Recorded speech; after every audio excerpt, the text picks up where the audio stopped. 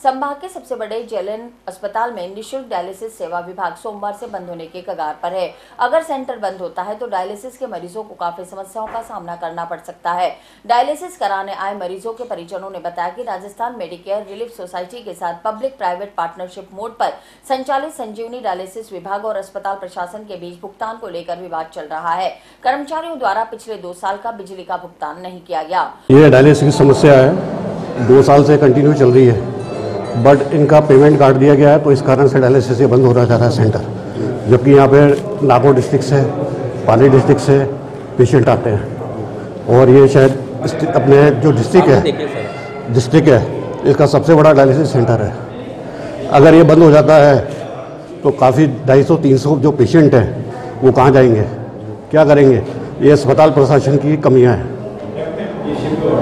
अस्पताल प्रशासन क्या चाहता है पता नहीं। इसके बारे में अस्पताल प्रशासन से बात भी करी थी पर उन्होंने कोई जवाब नहीं दिया। शिकायत दिया है जी? हाँ, सोमवार को फिर जा रहे थे। बताइए। अब प्रिंसिपल से बात हुई थी, आपकी बात हुई थी? हाँ सर हुई थी। वो क्या कहा था उन्होंने? बोले ऐसा कुछ नहीं होगा, ऐसा कुछ नहीं होगा, मगर ये आप बताओ। अब आज एक जो डायलिसिस पेशेंट के लिए डायलिसिस लगता है वो 1100-1200 रुपये का आता है। गरीब आदमी क्या करेगा? जो संपन्न है वो तो कर लेगा, बट यहाँ पर जो भी स्टाफ है और जो यहाँ पर जो डायलिसिस सेंटर है ये सबसे बेस्ट है, प्राइवेट हॉस्पिटल से बेस्ट है।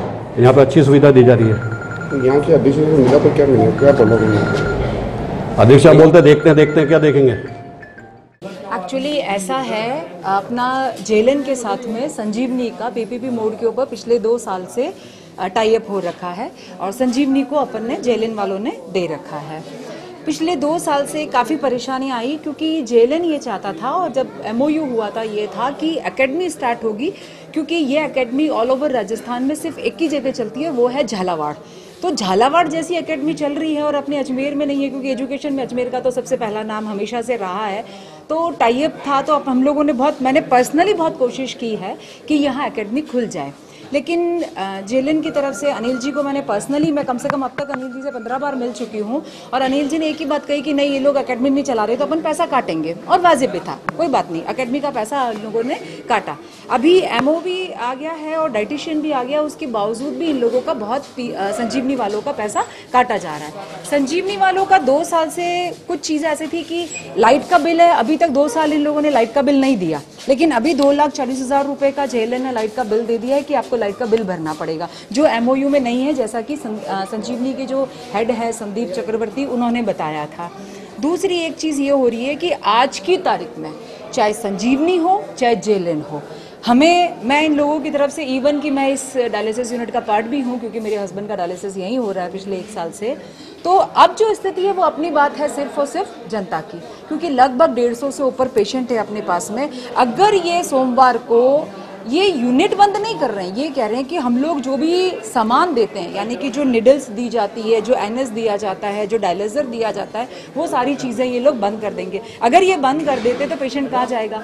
इस डायलिसिस का बाहर पागारानी में, चाहे क्षेत्रपाल में, मित्तल में, सब जगह लगभग 2600 के आसपास खर्चा आ रहा है, और जो ब्लड के इंजेक्शन जो अपनी गवर्नमेंट दे रही है वो अप्रॉक्स 2200 रुपये का इंजेक्शन है। गरीब आदमी उस इंजेक्शन को नहीं लगवा सकता है। और जहाँ कैंसर और किडनी के लिए रघु जी के बनने के बाद ये हो रहा है कि फ्री ऑफ कॉस्ट दवाइयाँ दी जाएगी, और अब तो कैंसर और किडनी की मिल रही है, और किडनी पेशेंट्स के साथ में इतना बड़ा अन्याय।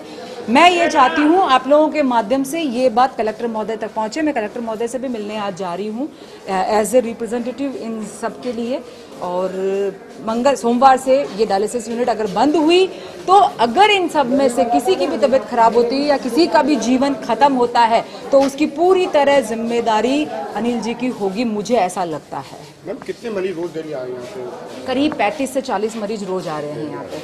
और मैं बताऊँ आपको, जो जेएलएन का डायलिसिस हो रहा है इसमें पानी यूएफ वाला पानी यूज़ आता है।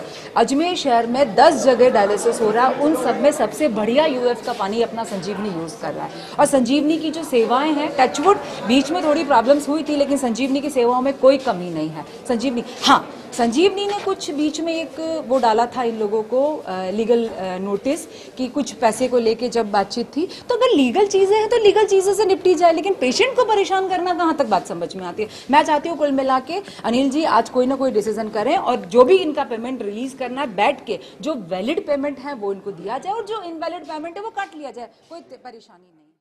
स्वामी न्यूज के सभी दर्शक तरोताजा खबरों के लिए यूट्यूब पर स्वामी न्यूज को सब्सक्राइब करें। साथ ही शहर से जुड़ी तमाम खबरों के तुरंत अपडेट्स के लिए बेल आइकन पर क्लिक करें। यह न्यूज आपको कैसी लगी, इसके लिए हमें कमेंट बॉक्स में आपके अमूल्य सुझाव दीजिए और इस वीडियो को लाइक व शेयर करें।